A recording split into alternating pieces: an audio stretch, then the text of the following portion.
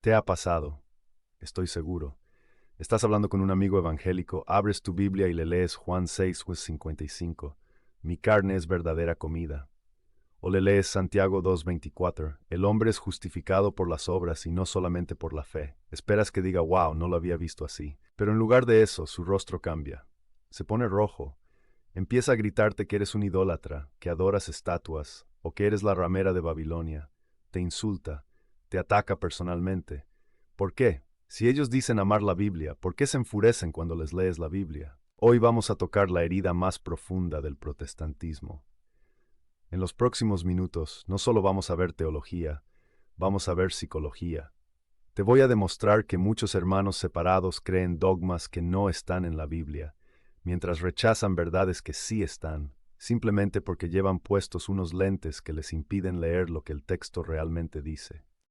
Prepárate, porque vamos a entender el origen del odio irracional y cómo desactivarlo. El ataque base que recibimos es siempre el mismo. Ustedes los católicos siguen tradiciones de hombres. Nosotros los cristianos solo seguimos la Biblia. Si no está en la Biblia, no lo creo. Esta postura se llama sola escritura. Suena muy piadosa, suena perfecta. Ellos están convencidos de que su mente es una pizarra en blanco y que solo Dios escribe en ella al leer. Por eso, cuando tú les señalas un error, ellos no sienten que estás atacando su interpretación, sienten que estás atacando a Dios mismo. Por eso el insulto, por eso la agresividad. Para ellos, corregir su doctrina es blasfemia. Pero hoy vamos a poner esa premisa a prueba. Vamos a hacer un ejercicio de honestidad brutal y listar cosas que el protestante promedio cree con fe ciega, pero que no existen en la Biblia.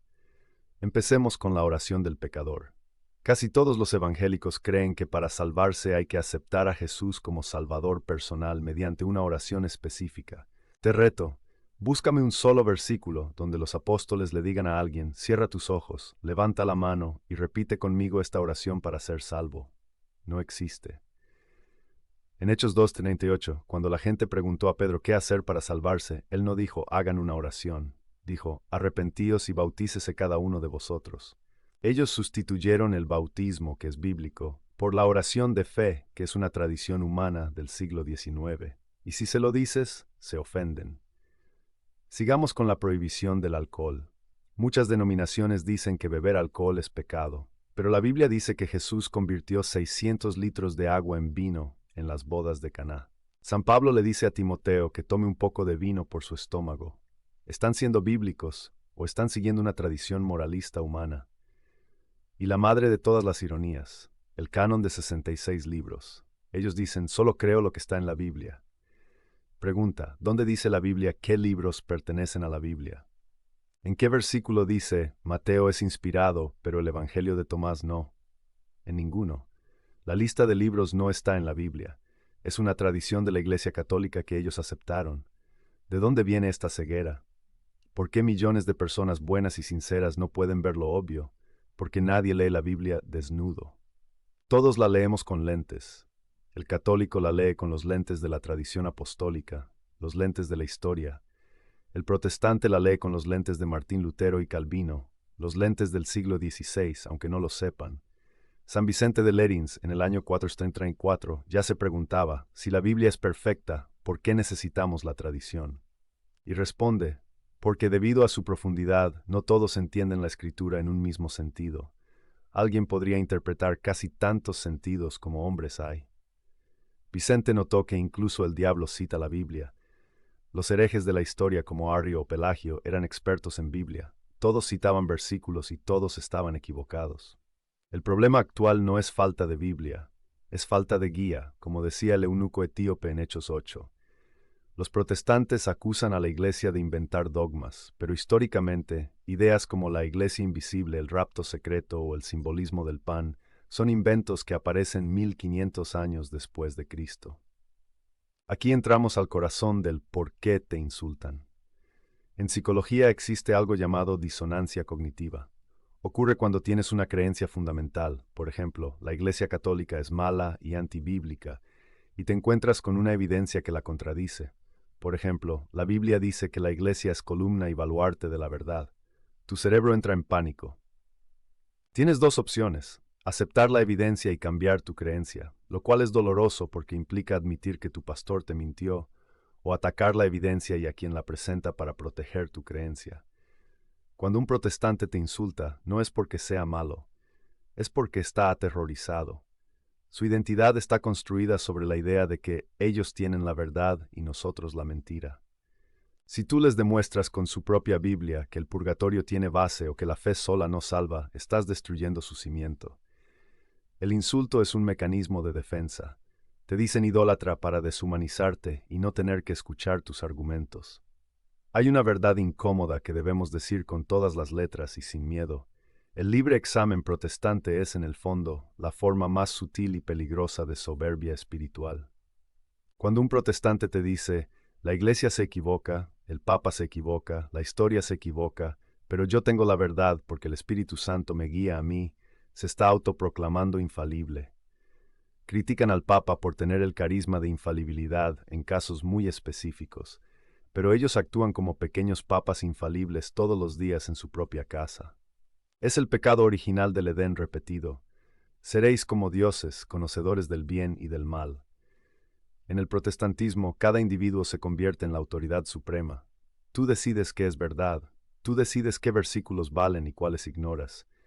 Esto no es sumisión a la palabra de Dios, esto es someter la palabra de Dios a tus prejuicios personales. Si la Biblia dice claramente, el bautismo ahora os salva, Pedro 3:21, y tu denominación dice el bautismo es solo un símbolo, y tú eliges creerle a tu denominación, entonces tu Dios no es la Biblia. Tu Dios es tu pastor, o peor aún, tu propio intelecto. Seamos brutalmente directos. ¿Quién eres tú para corregir a San Agustín, a San Francisco de Asís, a Santo Tomás de Aquino y a 20 siglos de mártires y sabios? ¿Acaso el Espíritu Santo estuvo mudo, sordo y ciego durante 1500 años hasta que llegaste tú con tu Biblia Reina Valera bajo el brazo? Esa arrogancia histórica es lo que les impide ver la verdad.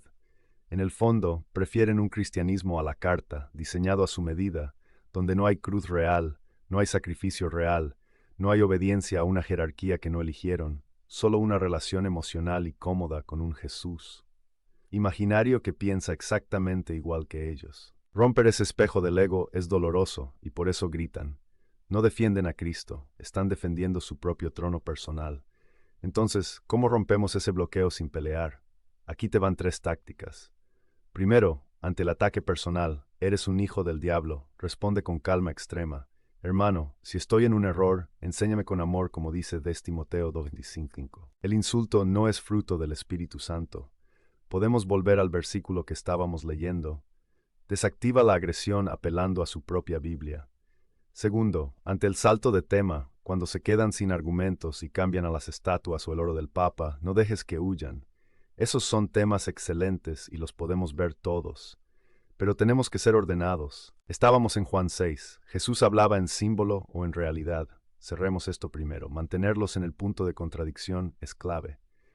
Y tercero, cuando dicen el Espíritu Santo me lo reveló, responde, el Espíritu Santo es espíritu de verdad y unidad. Si el Espíritu te dice a ti que el bautismo no salva, y a Lutero le dijo que sí salva, ¿a quién le mintió el Espíritu?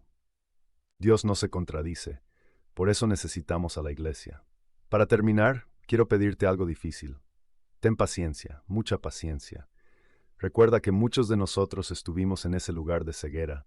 Ellos no necesitan que les ganes un debate, necesitan ver que tú tienes una paz y una verdad que a ellos les falta. La próxima vez que te insulten, sonríe. Es señal de que la palabra de Dios tocó un nervio. La semilla está plantada.